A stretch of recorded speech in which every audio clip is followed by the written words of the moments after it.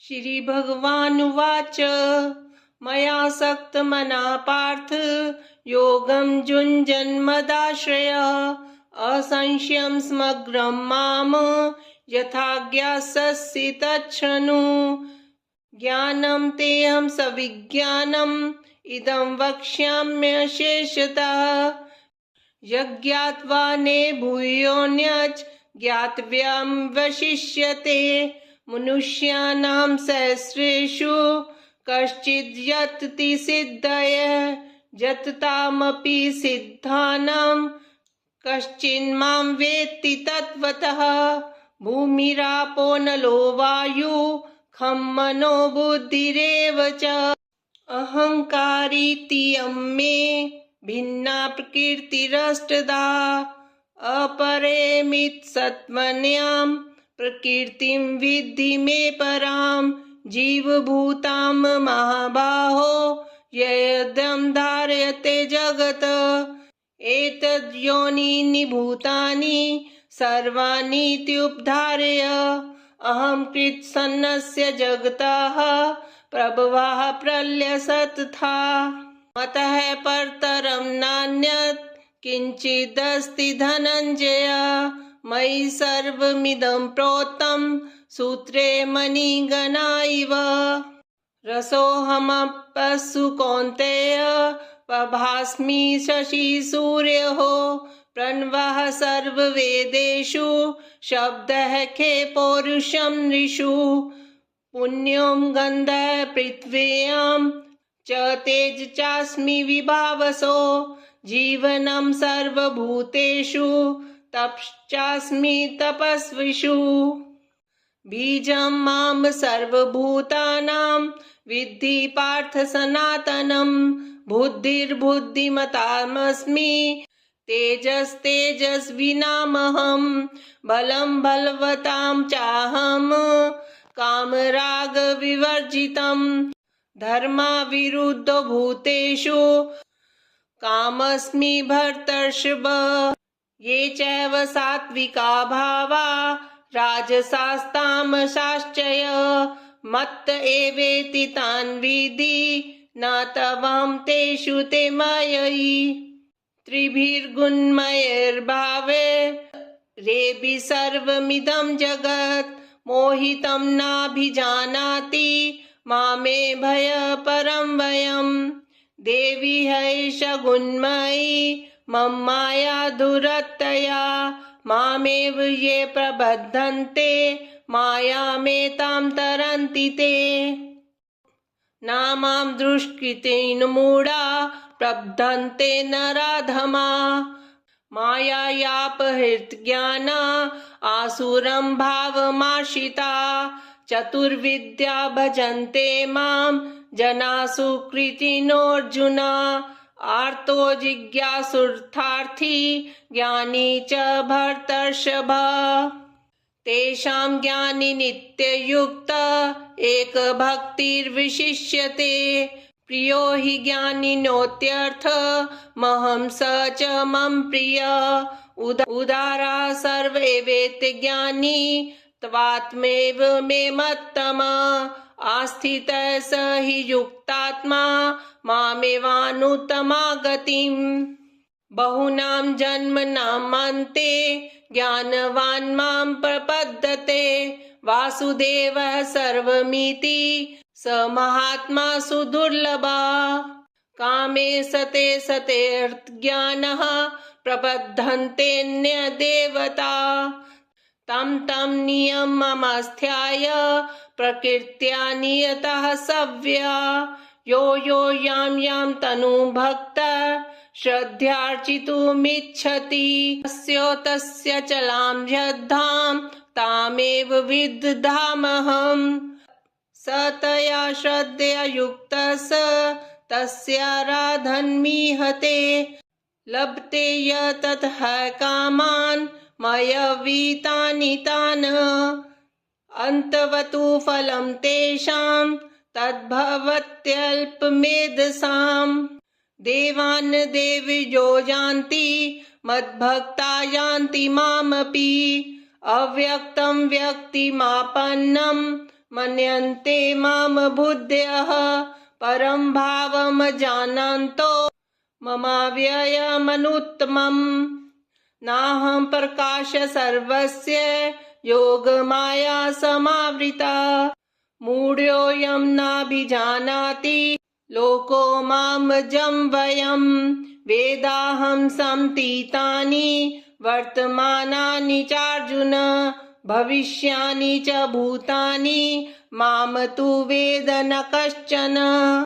इच्छाद्वेषसमुत्थेन द्वन्द्वमोहेन भारत सर्वभूतानि सम्मोहं सर्गे यान्ति परन्तप।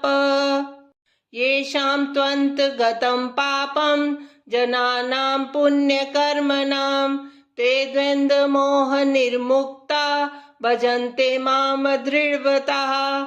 जरामरणमोक्षाय मामाश्रिते यतन्ति ये ते ब्रह्मत्वेद्विदुकृत्सन् मध्यात्मं कर्म चाखिलम्। साधिभूतादिदेवं मा साधियज्ञं च ये विदुः प्रयाणकालेऽपि च मां ते विदुर्युक्तचेतसा।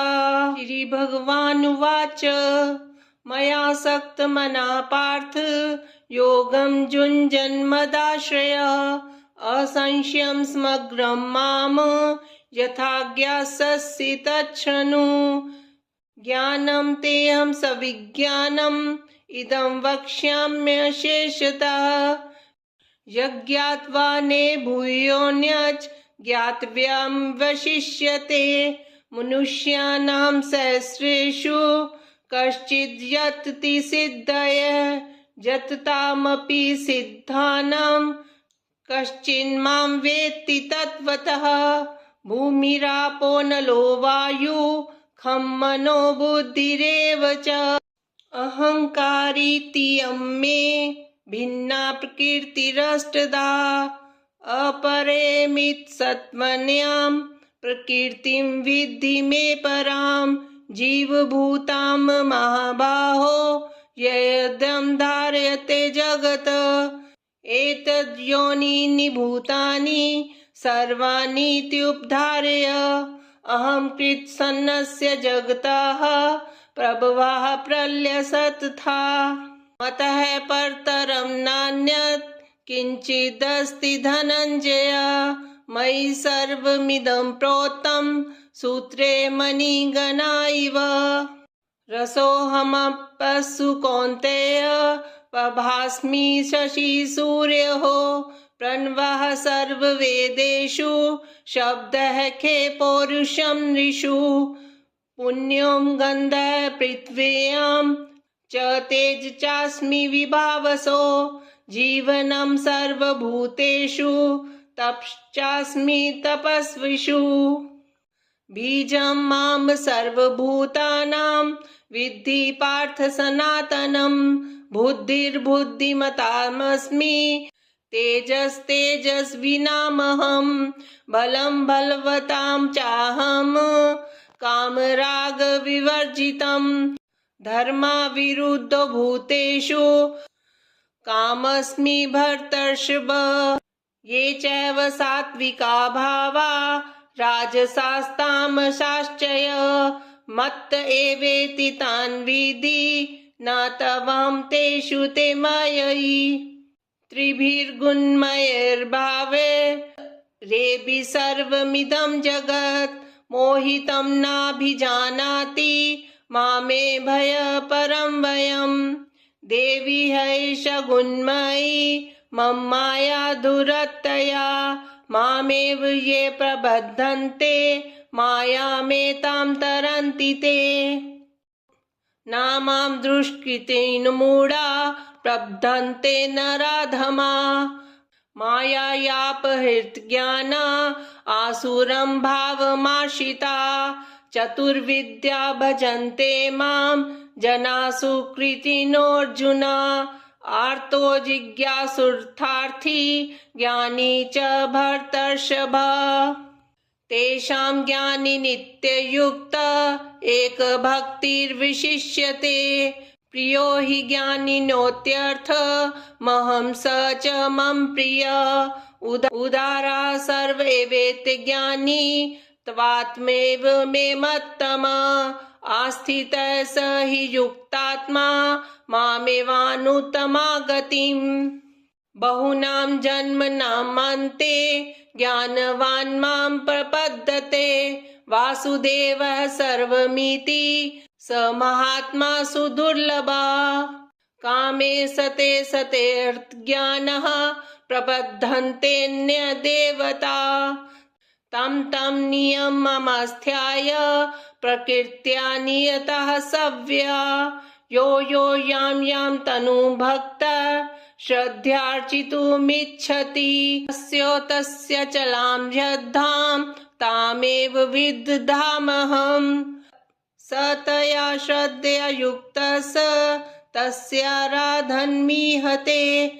लभते यततः कामान् मयवीतानि तान् अन्तवतु फलं तेषां तद्भवत्यल्पमेधसाम् देवान् देवयो यान्ति मद्भक्ता यान्ति मामपि अव्यक्तं व्यक्तिमापन्नं मन्यन्ते मां बुद्धयः परं भावं जानन्तो ममाव्ययमनुत्तमम् नाहं प्रकाश सर्वस्य योगमाया समावृता मूढोऽयं नाभिजानाति लोको मां जं वेदाहं समतीतानि वर्तमानानि चार्जुन भविष्यानि च भूतानि मां तु वेद न कश्चन इच्छाद्वेषसमुत्थेन द्वन्द्वमोहेन भारत सर्वभूतानि सम्मोहं सर्गे यान्ति प्रन्तप येषां त्वन्तगतं पापं जनानां पुण्यकर्मणां ते द्वन्द्वमोहनिर्मुक्ता भजन्ते मां दृढव्रताः जरामरणमोक्षाय मामाश्रिते यतन्ति ये ते ब्रह्मत्वेद्विदुकृत्सन् मध्यात्मं कर्म चाखिलम् साधिभूतादिदेवं मा साधियज्ञं च ये विदुः प्रयाणकालेऽपि च मां ते विदुर्युक्तचेतसा श्रीभगवानुवाच मया सक्तमनः पार्थ योगं युञ्जन्मदाश्रयः असंशयं समग्रं मां यथा ज्ञास्यसि तच्छृणु ज्ञानं तेऽहं सविज्ञानम् इदं वक्ष्याम्यशेषतः यज्ञात्वा ने भूयोऽन्यच् ज्ञातव्यं वशिष्यते मनुष्याणां सहस्रेषु कश्चिद् यतति सिद्धये यततामपि सिद्धानां कश्चिन्मां वेत्ति तत्त्वतः भूमिरापो नलो वायु खं मनो बुद्धिरेव च अहंकारीत्ययं मे भिन्ना प्रकृतिरष्टधा अपरेमितसत्त्वन्यां प्रकृतिं विद्धि मे परां जीवभूतां महाबाहो यदं धारयते जगत् एतद्योनीनि भूतानि सर्वाणीत्युपधारय अहं कृत्स्नस्य जगतः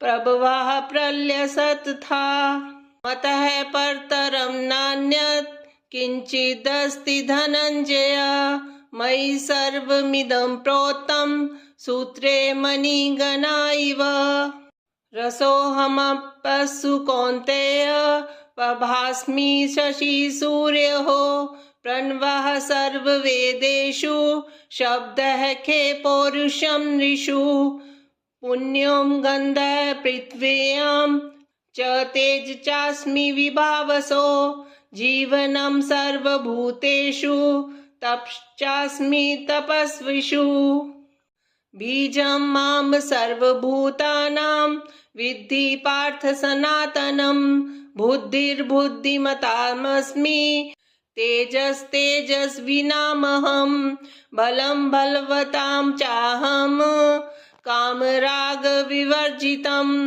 धर्माविरुद्धो भूतेषु कामस्मि भर्तर्षभ। ये चैव सात्विका भावा राजसास्तामसाश्चय मत्त एवेति तान् विद्धि न तवां तेषु ते मयि। त्रिभिर्गुणमयैर्भावे रेभि सर्वमिदं जगत् मोहितं नाभिजानाति मामे भय परं वयम्। देवी हैष गुणमयी मम माया दुरत्यया मामेव ये प्रबद्धन्ते मायामेतां तरन्ति ते। नामां दुष्कृतेन मूढा प्रबद्धन्ते नराधमा मायायापहृतज्ञाना आसुरं भावमाश्रिता। चतुर्विद्या भजन्ते मां जना सुकृतिनोऽर्जुन आर्तो जिज्ञासुर्थार्थी ज्ञानी च भर्तर्षभ। तेषां ज्ञानी नित्ययुक्त एकभक्तिर्विशिष्यते प्रियो हि ज्ञानिनोत्यर्थ महं स च मम प्रिय। उदारा सर्व एवेति ज्ञानी त्वात्मैव मे मत्तमा आस्थितः स हि युक्तात्मा मामेवानुत्तमा गतिम्। बहूनां जन्मनामन्ते ज्ञानवान् मां प्रपद्यते वासुदेवः सर्वमिति स महात्मा सुदुर्लभा। कामे सते सतेऽर्थज्ञानः प्रबद्धन्तेऽन्यदेवता तं तं नियममस्थाय प्रकृत्या नियतः सव्या। यो यो यां यां तनुं भक्तः श्रद्धयार्चितुमिच्छति तस्य चलां श्रद्धां तामेव विदधाम्यहम्। स तया श्रद्धया युक्तः स तस्याराधनमीहते लभते यततः कामान् मयवीतानि तान् अन्तवतु फलं तेषां तद्भवत्यल्पमेधसाम्। देवान् देवयो यान्ति मद्भक्ता यान्ति मामपि अव्यक्तं व्यक्तिमापन्नं मन्यन्ते मां बुद्धयः परं भावं जानन्तो ममाव्ययमनुत्तमम्। नाहं प्रकाश सर्वस्य योगमाया समावृता मूढोऽयं नाभिजानाति लोको मामजं वयम्। वेदाहं समतीतानि वर्तमानानि चार्जुन भविष्यानि च भूतानि माम तु वेद न कश्चन। इच्छाद्वेषसमुत्थेन द्वन्द्वमोहेन भारत सर्वभूतानि सम्मोहं सर्गे यान्ति परन्तप। येषां त्वन्तगतं पापं जनानां पुण्यकर्मणां ते द्वन्द्वमोहनिर्मुक्ता भजन्ते मां दृढव्रताः। जरामरणमोक्षाय मामाश्रिते यतन्ति ये ते ब्रह्मत्वेद्विदुकृत्सन् मध्यात्मं कर्म चाखिलम्। साधिभूतादिदेवं मा साधियज्ञं च ये विदुः प्रयाणकालेऽपि च मां ते विदुर्युक्तचेतसा। श्रीभगवानुवाच मया सक्तमनः पार्थ योगं युञ्जन्मदाश्रयः असंशयं समग्रं मां यथा ज्ञास्यसि तच्छृणु। ज्ञानं तेऽहं सविज्ञानम् इदं वक्ष्याम्यशेषतः यज्ञात्वा ने भूयोऽन्यच् ज्ञातव्यं वशिष्यते। मनुष्याणां सहस्रेषु कश्चिद् यतति सिद्धये यततामपि सिद्धानां कश्चिन्मां वेत्ति तत्त्वतः। भूमिरापो नलो वायु खं मनो बुद्धिरेव च। अहङ्कारीत्ययं मे भिन्ना प्रकृतिरष्टधा। अपरेमितसत्त्वन्यां प्रकृतिं विद्धि मे परां। जीवभूतां महाबाहो यदं धार्यते जगत्। एतद्योनीनि भूतानि सर्वाणीत्युपधारय। अहं कृत्स्नस्य जगतः प्रभवः प्रलयस्तथा। मतः परतरं नान्यत् किञ्चिदस्ति धनञ्जय। मयि सर्वमिदं प्रोक्तं सूत्रे मणिगणा इव। रसोऽहमप्सु कौन्तेय प्रभास्मि शशिसूर्योः। प्रणवः सर्ववेदेषु शब्दः खे पौरुषं नृषु। पुण्यं गन्धः पृथिव्यां च तेज चास्मि विभावसो। जीवनं सर्वभूतेषु तपश्चास्मि तपस्विषु। बीजं मां सर्वभूतानां विद्धि पार्थ सनातनं। बुद्धिर्बुद्धिमतामस्मि तेजस्तेजस्विनामहं। बलं बलवतां चाहं कामरागविवर्जितं। धर्मविरुद्धो भूतेषु कामस्मि भर्तर्षभ। ये चैव सात्विका भावा राजसास्तामसाश्चय। मत्त एवेति तान् विद्धि न तवां तेषु ते माययि। त्रिभिर्गुणमयैर्भावे रेभि सर्वमिदं जगत्। मोहितं नाभिजानाति मामे भयपरं वयम्। देवी हैष गुणमयी मम माया दुरत्यया। मामेव ये प्रबध्यन्ते मायामेतां तरन्ति ते। नामां दुष्कृतेन मूढा प्रबध्यन्ते नराधमा। मायायापहृतज्ञाना आसुरं भावमाश्रिता। चतुर्विद्या भजन्ते मां जना सुकृतिनोऽर्जुन। आर्तो जिज्ञासुर्थार्थी ज्ञानी च भर्तर्षभ। तेषां ज्ञानी नित्ययुक्त एकभक्तिर्विशिष्यते। प्रियो हि ज्ञानिनोत्यर्थ महं स च मम प्रिय। उदारा सर्व एवेति ज्ञानी त्वात्मेव मे मत्तमा। आस्थितः स हि युक्तात्मा मामेवानुत्तमा गतिम्।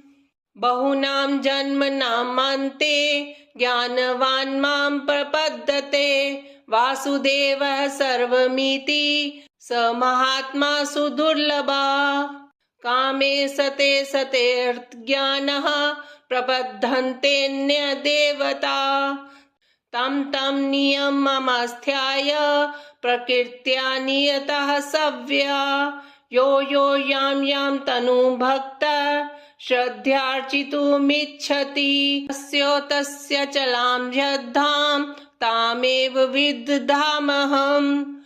स तया श्रद्धया युक्तः स तस्याराधनमीहते। लभते यततः कामान् मयवीतानि तान्। अन्तवतु फलं तेषां तद्भवत्यल्पमेधसाम्। देवान् देवयो यान्ति मद्भक्ता यान्ति मामपि। अव्यक्तं व्यक्तिमापन्नं मन्यन्ते मां बुद्धयः।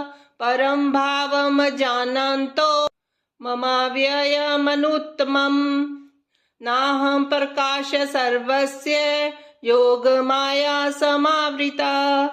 मूढोऽयं नाभिजानाति लोको मामजं वयम्। वेदाहं समतीतानि वर्तमानानि चार्जुन। भविष्यानि च भूतानि माम तु वेद न कश्चन। इच्छाद्वेषसमुत्थेन द्वन्द्वमोहेन भारत। सर्वभूतानि सम्मोहं सर्गे यान्ति प्रन्तप। येषां त्वन्तगतं पापं जनानां पुण्यकर्मणां ते द्वन्द्वमोहनिर्मुक्ता भजन्ते मां दृढव्रताः। जरामरणमोक्षाय मामाश्रिते यतन्ति ये ते भ्रमत्वेद्विदुःकृत्सन् मध्यात्मं कर्म चाखिलम्। साधिभूतादिदेवं मा साधियज्ञं च ये विदुः प्रयाणकालेऽपि च मां ते विदुर्युक्तचेतसा। श्रीभगवानुवाच मया सक्तमनः पार्थ योगं युञ्जन्मदाश्रयः असंशयं समग्रं मां यथा ज्ञास्यसि तच्छृणु। ज्ञानं तेऽहं सविज्ञानम् इदं वक्ष्याम्यशेषतः। यज्ञात्वा ने भूयोऽन्यच् ज्ञातव्यं वशिष्यते। मनुष्याणां सहस्रेषु कश्चिद् यतति सिद्धये यततामपि सिद्धानां कश्चिन्मां वेत्ति तत्त्वतः। भूमिरापो नलो वायु खं मनो बुद्धिरेव च। अहङ्कारीत्ययं मे भिन्ना प्रकृतिरष्टधा। अपरेमितसत्त्वन्यां प्रकृतिं विद्धि मे परां। जीवभूतां महाबाहो यदं धार्यते जगत् एतद्योनीनि भूतानि सर्वाणीत्युपधारय। अहं कृत्स्नस्य जगतः प्रभवः प्रलयस्तथा। मतः परतरं नान्यत् किञ्चिदस्ति धनञ्जय। मयि सर्वमिदं प्रोक्तं सूत्रे मणिगणा इव। रसोऽहमप्सु कौन्तेय प्रभास्मि शशिसूर्योः। प्रणवः सर्ववेदेषु शब्दः खे पौरुषं नृषु। पुण्यों गन्धः पृथिव्यां च तेज चास्मि विभावसो। जीवनं सर्वभूतेषु तपश्चास्मि तपस्विषु। बीजं मां सर्वभूतानां विद्धि पार्थ सनातनं। बुद्धिर्बुद्धिमतामस्मि तेजस्तेजस्विनामहं। बलं बलवतां चाहं कामरागविवर्जितं। धर्माविरुद्धो भूतेषु कामस्मि भर्तर्षभ। ये चैव सात्विका भावा राजसास्तामसाश्चय। मत्त एवेति तान् विद्धि न तवां तेषु ते माययि। त्रिभिर्गुणमयैर्भावे रेभिः सर्वमिदं जगत्। मोहितं नाभिजानाति मामे भयपरं वयम्। देवी हैष गुणमयी मम माया दुरत्यया। मामेव ये प्रबध्यन्ते मायामेतां तरन्ति ते। नामां दुष्कृतेन मूढा प्रबध्यन्ते नराधमा। मायायापहृतज्ञाना आसुरं भावमाश्रिता। चतुर्विद्या भजन्ते मां जना सुकृतिनोऽर्जुन। आर्तो जिज्ञासुर्थार्थी ज्ञानी च भर्तर्षभ। तेषां ज्ञानी नित्ययुक्त एकभक्तिर्विशिष्यते। प्रियो हि ज्ञानिनोत्यर्थ महं स च मम प्रिय।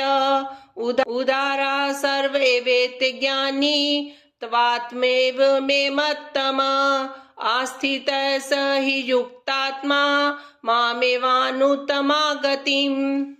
बहूनां जन्मनामन्ते ज्ञानवान् मां प्रपद्यते।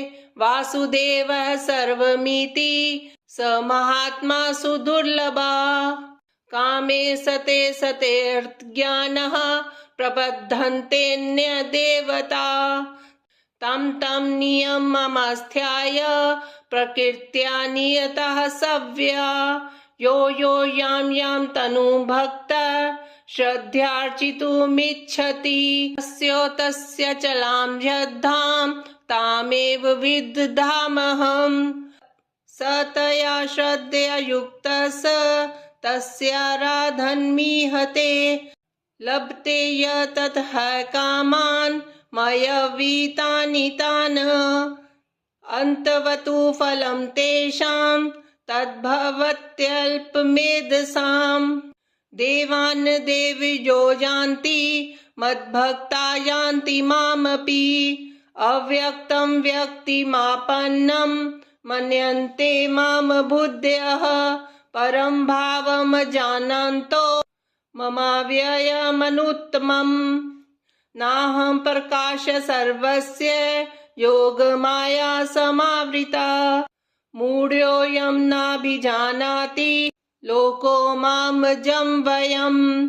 वेदाहं समतीतानि वर्तमानानि चार्जुन भविष्यानि च भूतानि माम तु वेद न कश्चन। इच्छाद्वेषसमुत्थेन द्वन्द्वमोहेन भारत सर्वभूतानि सम्मोहं सर्गे यान्ति परन्तप। येषां त्वन्तगतं पापं जनानां पुण्यकर्मणां ते द्वन्द्वमोहनिर्मुक्ता भजन्ते मां दृढव्रताः। जरामरणमोक्षाय मामाश्रिते यतन्ति ये ते भ्रमत्वेद्विदुकृत्सन् मध्यात्मं कर्म चाखिलम्। साधिभूतादिदेवं मा साधियज्ञं च ये विदुः प्रयाणकालेऽपि च मां ते विदुर्युक्तचेतसा। श्रीभगवानुवाच मया सक्तमनः पार्थ योगं युञ्जन्मदाश्रयः असंशयं समग्रं मां यथा ज्ञास्यसि तच्छृणु। ज्ञानं तेऽहं सविज्ञानम् इदं वक्ष्याम्यशेषतः यज्ञात्वा ने भूयोऽन्यच् ज्ञातव्यं वशिष्यते। मनुष्याणां सहस्रेषु कश्चिद् यतति सिद्धये यततामपि सिद्धानां कश्चिन्मां वेत्ति तत्त्वतः। भूमिरापो नलो वायु खं मनो बुद्धिरेव च अहङ्कारीत्ययं मे भिन्ना प्रकृतिरष्टधा। अपरेमितसत्त्वन्यां प्रकृतिं विद्धि मे परां जीवभूतां महाबाहो यदं धारयते जगत्। एतद्योनीनि भूतानि सर्वाणीत्युपधारय अहं कृत्स्नस्य जगतः प्रभवः प्रलयस्तथा। मतः परतरं नान्यत् किञ्चिदस्ति धनञ्जय मयि सर्वमिदं प्रोक्तं सूत्रे मणिगणा इव। रसोऽहमप्सु कौन्तेय प्रभास्मि शशिसूर्योः प्रणवः सर्ववेदेषु शब्दः खे पौरुषं नृषु। पुण्यं गन्धः पृथिव्यां च तेज चास्मि विभावसो जीवनं सर्वभूतेषु तपश्चास्मि तपस्विषु। बीजं मां सर्वभूतानां विद्धि पार्थ सनातनं बुद्धिर्बुद्धिमतामस्मि तेजस्तेजस्विनामहं बलं बलवतां चाहं कामरागविवर्जितं धर्माविरुद्धो भूतेषु कामस्मि भर्तर्षभ। ये चैव सात्विका भावा राजसास्तामसाश्चय मत्त एवेति तान् विद्धि न तवां तेषु ते माययि। त्रिभिर्गुणमयैर्भावे रेभिः सर्वमिदं जगत् मोहितं नाभिजानाति मामे भयपरं वयम्। देवी हैष गुणमयी मम माया दुरत्यया मामेव ये प्रबद्धन्ते मायामेतां तरन्ति ते।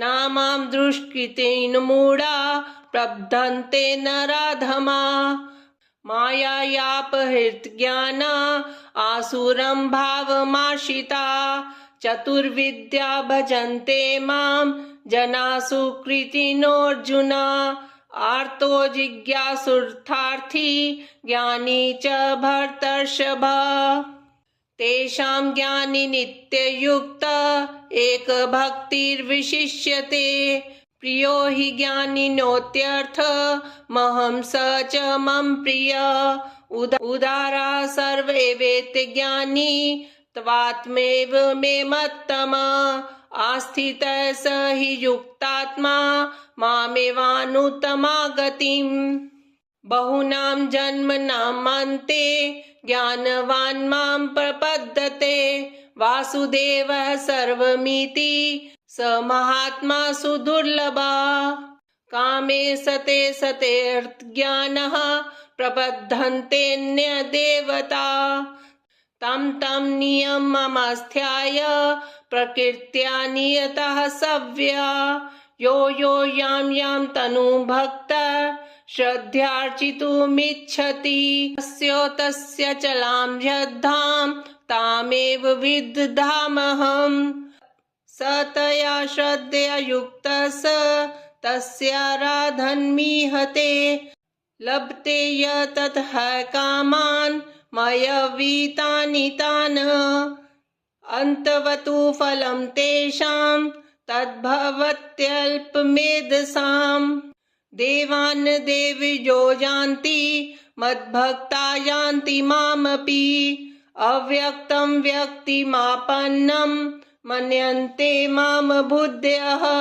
परं भावं जानन्तो ममाव्ययमनुत्तमम् नाहं प्रकाश सर्वस्य योगमाया समावृता मूढोऽयं नाभिजानाति लोको मामजं वयं वेदाहं समतीतानि वर्तमानानि चार्जुन भविष्यानि च भूतानि माम तु वेद न कश्चन इच्छाद्वेषसमुत्थेन द्वन्द्वमोहेन भारत सर्वभूतानि सम्मोहं सर्गे यान्ति प्रन्तप येषां त्वन्तगतं पापं जनानां पुण्यकर्मणां ते द्वन्द्वमोहनिर्मुक्ता भजन्ते मां दृढव्रताः जरामरणमोक्षाय मामाश्रिते यतन्ति ये ते ब्रह्मत्वेद्विदुकृत्सन् मध्यात्मं कर्म चाखिलम् साधिभूतादिदेवं मा साधियज्ञं च ये विदुः प्रयाणकालेऽपि च मां ते विदुर्युक्तचेतसा श्रीभगवानुवाच मया सक्तमनः पार्थ योगं युञ्जन्मदाश्रयः असंशयं समग्रं मां यथा ज्ञास्यसि तच्छृणु ज्ञानं तेऽहं सविज्ञानम् इदं वक्ष्याम्यशेषतः यज्ञात्वा ने भूयोऽन्यच् ज्ञातव्यं वशिष्यते मनुष्याणां सहस्रेषु कश्चिद् यतति सिद्धये यततामपि सिद्धानां कश्चिन्मां वेत्ति तत्त्वतः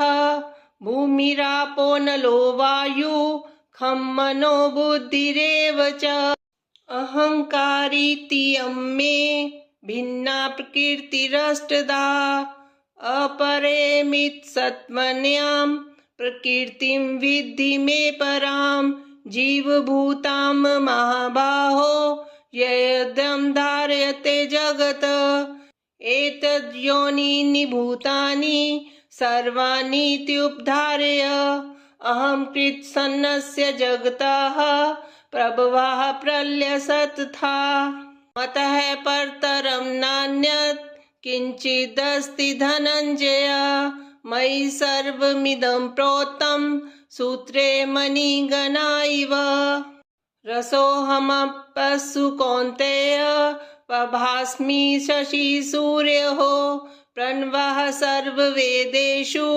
शब्दः खे पौरुषं नृषु पुण्यं गन्धः पृथिव्यां च तेज चास्मि विभावसो जीवनं सर्वभूतेषु तपश्चास्मि तपस्विषु बीजं मां सर्वभूतानां विद्धि पार्थ सनातनं बुद्धिर्बुद्धिमतामस्मि तेजस्तेजस्विनामहं बलं बलवतां चाहं कामरागविवर्जितं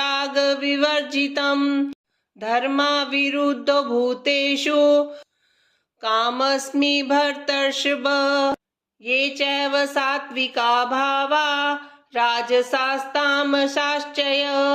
मत्त एवेति तान् विद्धि न तवां तेषु ते माययि त्रिभिर्गुणमयैर्भावे रेभि सर्वमिदं जगत् मोहितं नाभिजानाति मामे भय परं वयं देवी हैष गुणमयी मम माया दुरत्यया मामेव ये प्रबद्धन्ते मायामेतां तरन्ति ते नामां दुष्कृतेन मूढा प्रबद्धन्ते नराधमा मायायापहृतज्ञाना आसुरं भावमाश्रिता चतुर्विद्या भजन्ते मां जना सुकृतिनोऽर्जुन आर्तो जिज्ञासुर्थार्थी ज्ञानी च भर्तर्षभ तेषां ज्ञानी नित्ययुक्त एकभक्तिर्विशिष्यते प्रियो हि ज्ञानिनोत्यर्थ महं स च मम प्रिय उदारा सर्व एवेति ज्ञानी त्वात्मेव मे मत्तमा आस्थितः स हि युक्तात्मा मामेवानुत्तमा गतिम् बहूनां जन्मनामन्ते ज्ञानवान् मां प्रपद्यते वासुदेवः सर्वमिति स महात्मा सुदुर्लभा कामे सते सतेऽर्थज्ञानः प्रबद्धन्तेऽन्यदेवता तं तं नियममस्थाय प्रकृत्या नियतः सव्या यो यो यां तनुं भक्तः श्रद्धयार्चितुमिच्छति तस्य चलां श्रद्धां तामेव विदधाम्यहम् स तया श्रद्धया युक्तः स तस्याराधन्मीहते लभते यततः कामान् मयवीतानि तान् अन्तवतु फलं तेषां तद्भवत्यल्पमेधसाम् देवान् देवयो यान्ति मद्भक्ता यान्ति मामपि अव्यक्तं व्यक्तिमापन्नं मन्यन्ते मां बुद्धयः परं भावं जानन्तो ममाव्ययमनुत्तमम् नाहं प्रकाश सर्वस्य योगमाया समावृता मूढोऽयं नाभिजानाति लोको मां जं वयं वेदाहं समतीतानि वर्तमानानि चार्जुन भविष्यानि च भूतानि मां तु